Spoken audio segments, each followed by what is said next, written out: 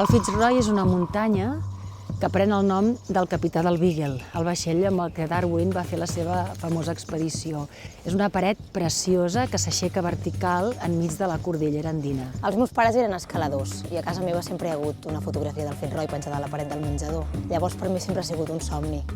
Els meus pares ho van intentar, no ho van poder i jo tinc aquesta cosa, aquest deure de poder-ho aconseguir. Quan la Júlia em va proposar de pujar al Fitzroy i aquest repte, doncs de seguida vaig dir que sí, perquè tenir el Fitz en el nostre currículum com a alpinista és un somni, no? I molts companys i companyes és veritat que ens diuen que estem boges, que no ho aconseguirem. És veritat que sóc la més jove, que sóc la que menys experiència té, però també et dic que a ganes i a il·lusió no em guanya ningú. I també porto moltes setmanes entrenant amb elles, treballant amb elles, aprenent moltíssim, em sento molt preparada.